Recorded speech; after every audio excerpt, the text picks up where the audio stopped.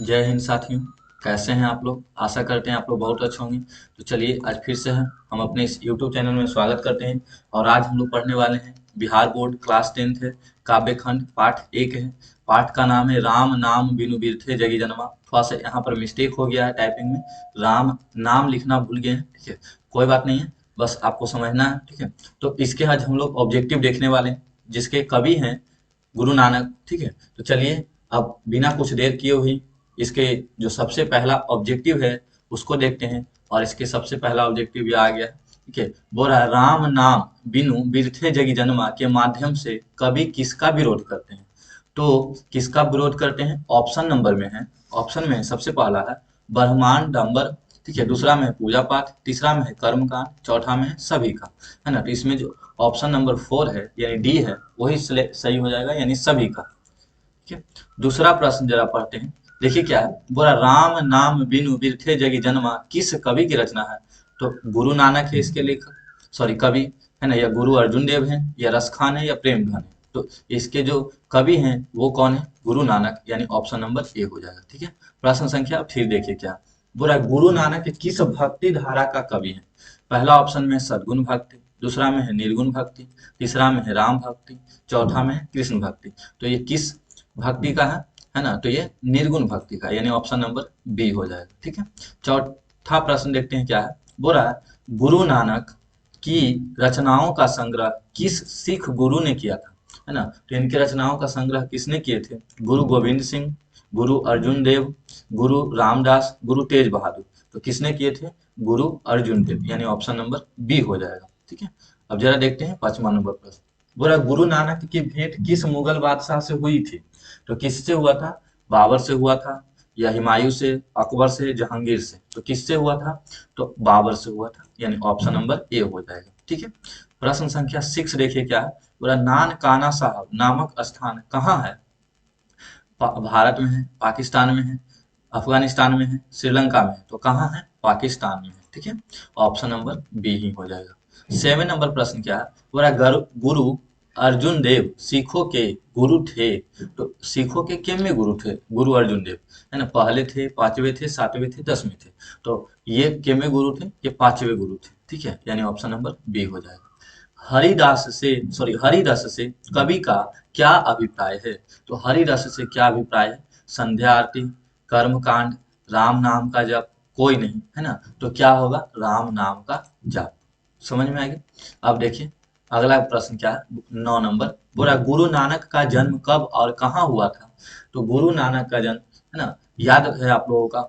या चलिए देखिए ऑप्शन नंबर क्या है ना। ऑप्शन ए में है जो 1298 ईस्वी भारत में, 1459 ईस्वी पाकिस्तान में, 1469 ईस्वी लाहौर में, 1518 ईस्वी अफगानिस्तान में। तो 1469 ईस्वी में हुआ था, लाहौर में हुए थे। ऑप्शन नंबर सी हो जाएगा, ठीक है।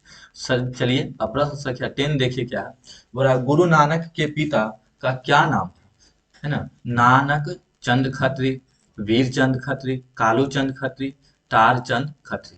तो क्या नाम था? कालू चंद खत्री, यानी ऑप्शन नंबर सी हो जाएगा, ठीक है। 11 नंबर प्रश्न देखिए क्या है। बोला गुरु नानक के अनुसार किसके बिना वाणी और कर्म विश्व के समान है, ठीक है। तो किसके बिना है? निर्गुण ब्रह्म के बिना, सदगुण ब्रह्म के बिना, हरि नाम कीर्तन के बिना, गुरु के बिना, है ना। तो ये जो आपका ऑप्शन नंबर हो जाएगा, है ना, तो ऑप्शन नंबर सी हो जाएगा, हरि नाम के बिना, ठीक है।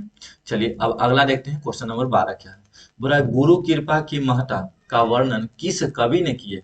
तो गुरु कृपा की महत्ता का वर्णन किसने किए है ना।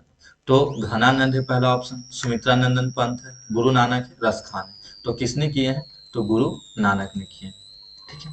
चलिए अब जो क्वेश्चन नंबर 13 है वो देखिए क्या है। बोला गुरु नानक ने किस धर्म का प्रवर्तन किया, है ना। खालसा पंथ का, ठीक है, डेरा सच्चा धर्म का, रामनवमी धर्म का, सिख धर्म का, ठीक है। तो ये किसका जो है प्रवर्तन किए थे।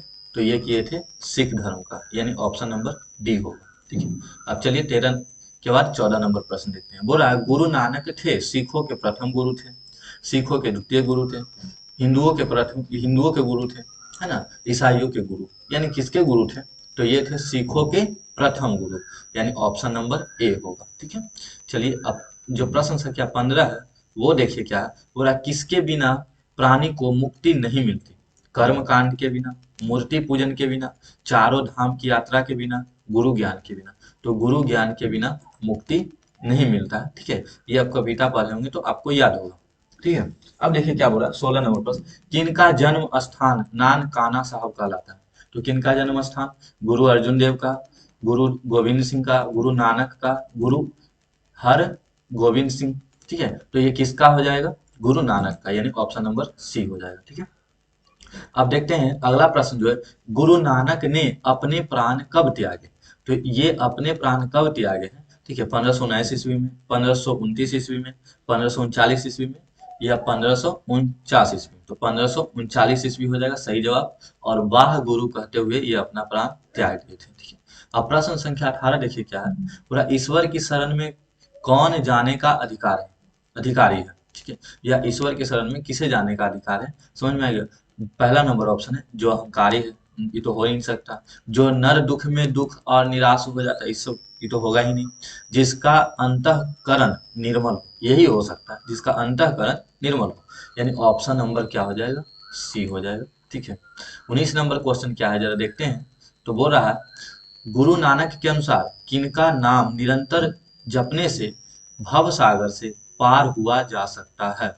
तो किसका नाम है ना, हरि का, गुरु का, ठीक है, फिर सिख धर्म का, अपना, है ना। तो किसका नाम लेने से आप भव सागर पार कर जाइएगा, तो हरि का नाम लेने से आप वो भव सागर पार कर जाइएगा, ठीक है। 20 नंबर प्रश्न क्या है, बोला टेही घट ब्रह्मणी भाषा में घट का अर्थ क्या है। तो घड़ा है, घाट है, हृदय है, नदी का किनारा। तो है ना घट का यहाँ पर अर्थ जो है टेही घट ब्रह्मणी भाषा में है ना क्या है, तो हृदय है। इसका सही जवाब हृदय हो जाएगा, यानी ऑप्शन नंबर सी हो जाएगा, ठीक है। तो ये थे इसके लास्ट क्वेश्चन, ठीक है। तो जो चैप्टर 1 है राम नाम बिनु ईरठी जग जन्मा, है ना, इसका ऑब्जेक्टिव करवा दिए, ठीक है। ये चैप्टर हम ऑलरेडी पढ़ा चुके हैं, ठीक है। तो पहले आप इस चैप्टर के जो भी है न सुन लीजिएगा, ठीक है, आपको समझ में आएगा और फिर आपसे ऑब्जेक्टिव भी बनेगा, ठीक है। कोई घबराने की बात नहीं है। तो चलिए, है ना, आज का जो सेशन है यहाँ पर समाप्त करते हैं। आपको लोग देखिएगा, ठीक है। थैंक